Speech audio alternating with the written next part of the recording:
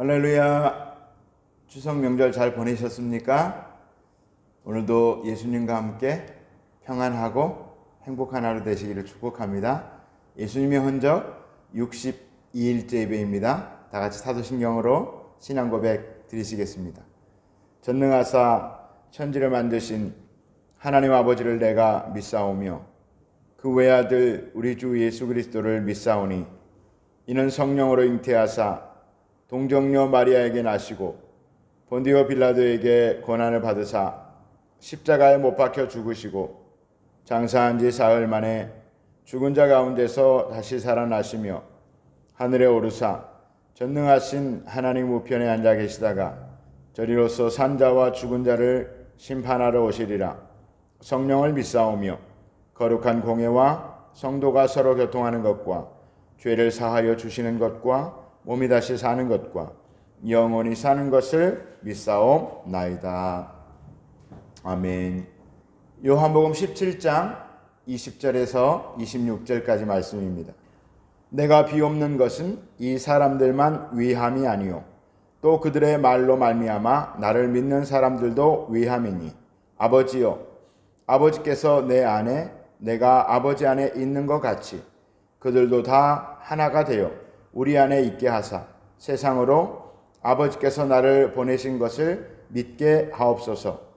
내게 주신 영광을 내가 그들에게 주었사오니 이는 우리가 하나가 된 것 같이 그들도 하나가 되게 하려 함이니이다. 곧 내가 그들 안에 있고 아버지께서 내 안에 계시어 그들로 온전함을 이루어 하나가 되게 하려 함은 아버지께서 나를 보내신 것과 또 나를 사랑하심 같이 그들도 사랑하신 것을 세상으로 알게 하려 함이로소이다. 아버지여 내게 주신 자도 나 있는 곳에 나와 함께 있어 아버지께서 창세 전부터 나를 사랑하심으로 내게 주신 나의 영광을 그들로 보게 하시기를 원하옵나이다. 의로우신 아버지여 세상이 아버지를 알지 못하여도 나는 아버지를 알았사옵고 그들도 아버지께서 나를 보내신 줄 알았사옵나이다. 내가 아버지의 이름을 그들에게 알게 하였고 또 알게 하리니 이는 나를 사랑하신 사랑이 그들 안에 있고 나도 그들 안에 있게 하려 함이니이다. 아멘. 우리는 지난 두 번에 걸쳐서 요한복음 17장을 살펴보았는데 요한복음 17장은 예수 그리스도의 대제사장적 중보기도라고 말씀을 드렸습니다. 1절부터 5절까지 예수님 자신을 위한 기도를 드리셨고 6절부터 19절까지는 예수님을 따르는 제자들을 위한 기도를 드리셨습니다. 그리고 오늘 보게 될 20절부터 26절까지는 이제 제자들을 통해서 구원받을 성도들, 그들을 위해서 중보기도를 하십니다. 20절부터 26절까지를 살펴보면서 온 세상 성도들을 향한 예수님의 마음을 살펴보기 원합니다. 20절을 보니 예수님은 제자들의 수고를 잊지 않으시는 모습을 볼 수 있습니다. 그들의 말로 말미암아 나를 믿는 사람들 이렇게 표현하고 계십니다. 참 감동되지 않습니까? 예수님은 굳이 이렇게 말씀하지 않으셔도 되는데 제자들이 예수님과 함께 하는 동안 전도한 사람이 얼마나 되겠습니까? 몇 명은 될 수도 있겠지요. 그 작은 수고를 잊지 않으시는 예수님, 저는 참 예수님의 이 세심한 배려가 감동입니다. 물론 이 말씀은 본시 앞으로 제자들이 순교하기까지 충성스럽게 복음을 전하게 될 것이고 그 복음을 듣고 수많은 믿음의 사람들이 일어나게 될 것을 미리 말씀하시는 것입니다. 그렇지만 또 예수님과 같이 다니면서 70인의 제자들도 있고 예수님의 12제자도 있고 그들이 흩어져서 복음을 전하고 그들이 전한 복음을 통해서 예수님께로 인도됨을 또한 무시할 수는 없습니다. 저는 이 말씀이 또한 이렇게 감동이 되기도 합니다. 그들의 말로 말미암아 나를 믿는 사람들, 이렇게 바꿔볼 수 있겠습니다. 나의 말로 말미암아 예수님을 믿는 사람들. 지금까지 성도님들의 전하는 예수님을 통해 예수님께로 나온 사람은 몇 명이나 됩니까? 손으로 셀 수 없을 정도로 많은 사람들을 구원했으면 좋겠습니다. 그렇게 하지 못했다면 앞으로 더 힘을 내서 복음을 전하고 우리가 천국 가기까지 도저히 계산할 수 없을 만큼 수많은 사람에게 복음을 전하고 그들이 예수님께 인도되고 천국 백성이 되는 그런 큰 역사의 주인공들이 되시기를 축복합니다. 21절에 아버지여, 아버지께서 내 안에 내가 아버지 안에 있는 것 같이 그들도 다 하나가 되어 우리 안에 있게 하사 세상으로 아버지께서 나를 보내신 것을 믿게 하옵소서.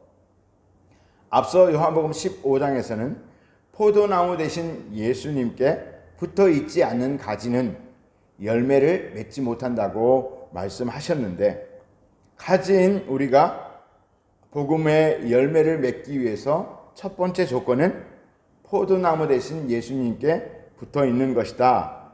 그래서 늘 예수님 안에 살면서 예수님과 함께 동역할 때 우리는 구원의 많은 열매를 보게 될 것이다 라는 것입니다. 또한 제자들이 하나 되게 해달라고 기도하신 것처럼 제자들로 인해 구원받을 성도들이 하나 되게 해달라고 예수님 기도하고 계십니다. 이는 교회를 향하신 예수님의 뜻입니다.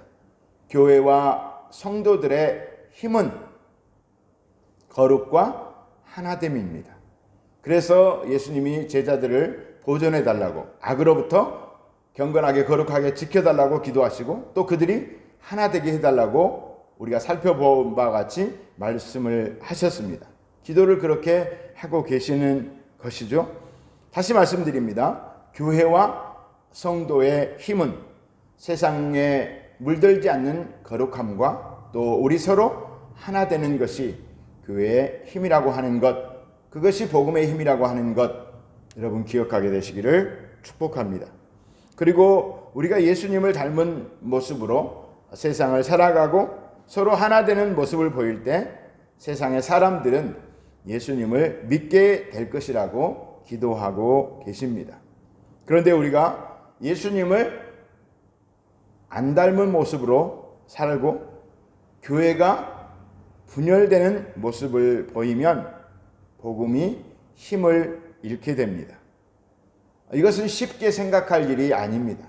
우리가 이 땅에 남겨진 이유가 무엇입니까? 복음을 위해서 남겨졌습니다. 예수님 믿고 바로 천국 가지 않고 이 땅에 남아있는 것은 사명을 이루기 위해서인데, 그 사명을 이루기 위해서 우리는 세상에서 거룩해야 되고 세상과 구별돼야 되고 또 교회가 일치하는 모습을 보여야 합니다.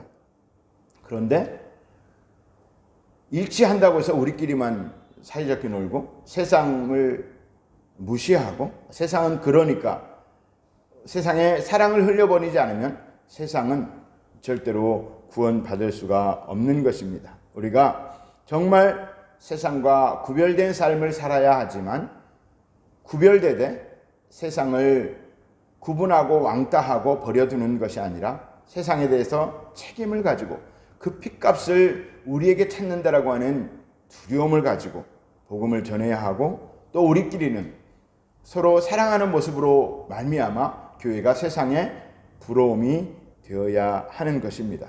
그래서 예수님은 23절에서 이렇게 기도하시죠. 곧 내가 그들 안에 있고 아버지께서 내 안에 계시어 그들로 온전함을 이루어 하나가 되게 하려 함은 아버지께서 나를 보내신 것과 또 나를 사랑하심 같이 그들도 사랑하신 것을 세상으로 알게 하려 함이로소이다. 세상으로 알게 하려 함이로소이다. 우리 모두 예수님을 믿는 증거들이 삶을 통해 분명히 드러나고 그런 말미암아 세상이 우리의 삶을 통해 예수님을 보게 되고 믿게 되는 은혜가 넘치게 되시기를 간절히 소망합니다. 22절 내게 주신 영광을 내가 그들에게 주었사오니 이는 우리가 하나 된 것 같이 그들도 하나가 되게 하려 함이니이다. 그런데 성도들이 하나 되게 하기 위해서 예수님은 하나님께서 주신 영광을 이들에게 주셨다고 말씀하시는데, 그렇다면 이 영광은 무엇입니까? 먼저도 말씀드렸지만 우리가 받을 영광은 우리의 성공, 우리의 형통함, 그로 인하여서 사람들에게 받을 박수가 아니라 우리가 받을 영광은 우리가 져야 할 십자가입니다. 그런데 왜 우리가 져야 할 십자가의 영광이 우리를 하나 되게 하는 것입니까? 예수님의 십자가는 낮아짐입니다. 예수님의 십자가는 섬김입니다. 우리가 겸손하게 낮아지고 성도들이 서로 섬길 때에 교회는 분열되지 않고 사랑으로 하나 되는 것입니다. 24절 아버지여 내게 주신 자도 나 있는 곳에 나와 함께 있어 아버지께서 창세전부터 나를 사랑하심으로 내게 주신 나의 영광을 그들로 보게 하시기를 원하옵나이다. 24절에도 또 영광이라는 단어가 나오는데, 이 영광이라는 단어는 우리가 22절에서 보았던 그 영광, 십자가의 고난을 나타내는 영광이 아니라 장차 이 땅에서의 사명이 끝나고 가게 될 천국의 영광입니다. 한번 예수님을 믿으면 한 사람도 타락하지 않고 끝까지 믿음을 지켜서 모두 다 천국의 백성이 되면, 영광스럽게 천국에 입성하면 얼마나 좋겠습니까? 그러나 적지 않은 사람들이 첫사랑인 예수님을 버리고 세상으로 가고 맙니다.